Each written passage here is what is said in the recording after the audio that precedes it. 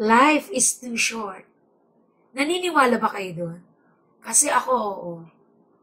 Kasi ngayon, alam nyo, nakita nyo pa lang sa labas na nakangiti sa inyo.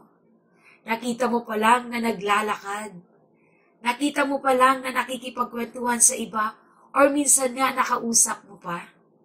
Pero maya-maya, kinabukasan, wala na sila. So ngayon, para maging masaya, gawin nyo kung ano ang aking ginawa. Kasi ako yung taong punong-puno ng galit sa katawan, punong-puno ng kalungkutan sa katawan, at yung taong mabilis magalit.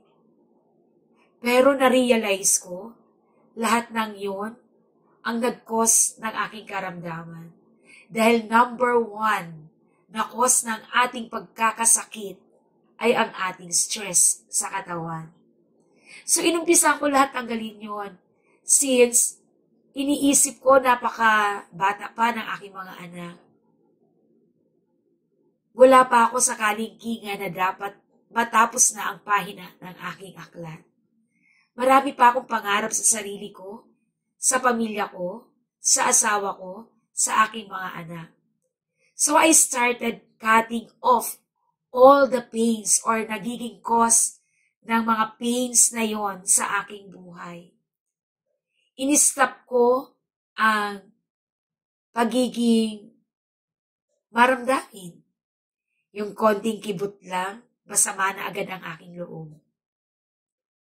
At tinanggal ko rin yung mga tao na alam ko na nagkukos ng pains sa aking puso at sa aking buhay. At nag-umpisa ako sa sarili ko na pahalagahan ang sarili ko at ang oras na dapat naging masaya ako kasama ang aking mahal sa buhay. Tapos na ako sa mga pahina na konting kibot, napakalalim na para sa akin. Na sobra ng sakit para sa akin. Pero yung pinanggagalingan nun, nakikita ko na masaya sila.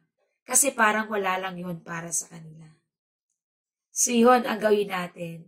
Stop na natin yung paninisi sa iba. Stop na natin yung konting kibot, galit na tayo. I-maximize natin ang lahat ng mga pangyayaring nagiging masaya tayo. At i-cut off natin yung mga pangyayari na nalulungkot tayo at nasasaktan tayo. Alam nyo ba, nung ginawa ko ang lahat ng yon, naging masaya ulit ang buhay ko. At kahit may iniinda tayong karamdaman, nagagawa pa rin nating ngumiti. Yan, yung mga ngiti na yan, walang nakakubli ng kalungkutan dyan, kundi pawang kaligayahan lamang. Pero dati-rati, kahit nakangiti ako, punong-puno ako ng sama ng loob, pero hindi nakikita, pero nararamdaman ng sarili ko. So if you want to become happy, tanggalin lahat ang mga stress, ang mga nagdudulot ng stress, ang mga nagdudulot ng pasakit sa ating mga sarili.